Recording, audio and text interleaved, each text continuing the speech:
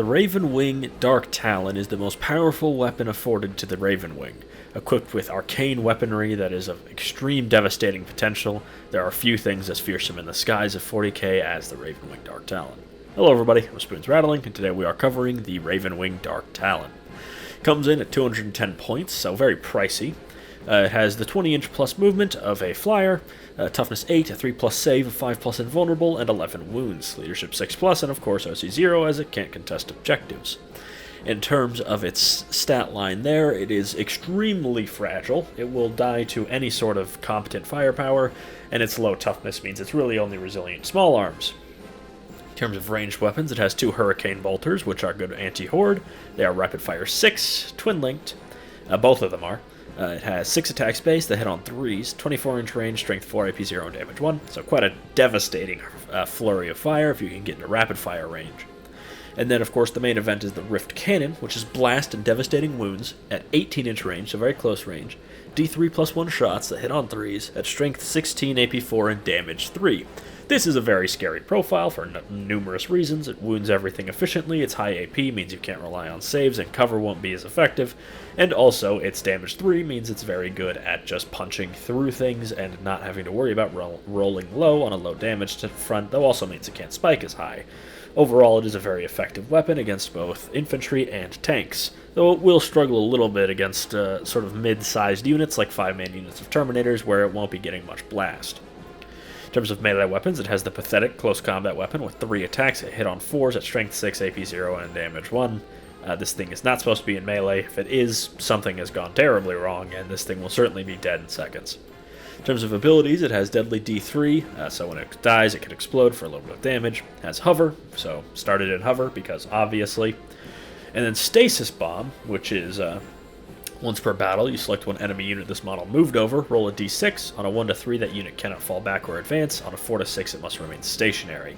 This is really a solid, powerful rule that is effective on just about anything. You can't hit aircraft with it, but that does mean you can hit things like knights or bane blades with it if you really wanted to, which is very powerful to stop them from repositioning or from keeping them, say they moved out into a risky position and cleared out the threats, you could keep them frozen in place.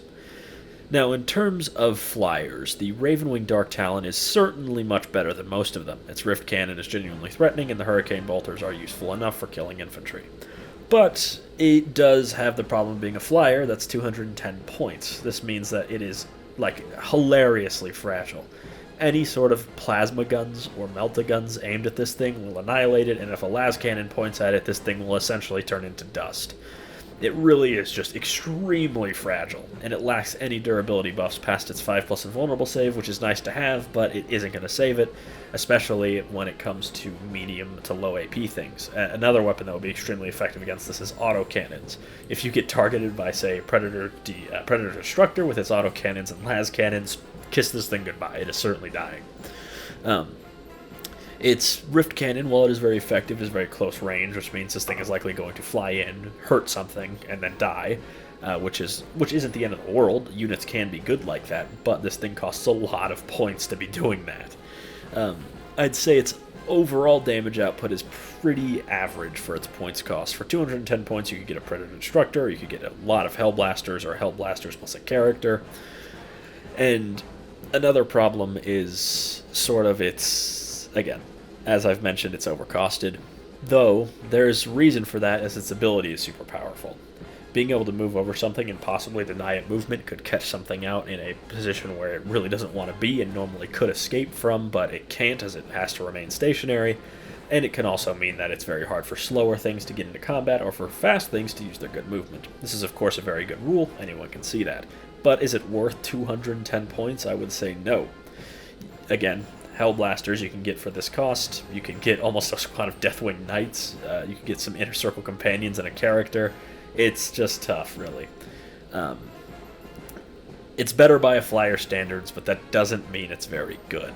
I think in the hands of a skilled player, it could be made to work, since it's very powerful to stop units from moving, and its Rift Cannon is powerful enough to punch through most things. But I'd say for the most part, unless you're playing fluffy, probably leave this one on the shelf. This isn't the edition of flyers. Make sure to like, comment, and subscribe.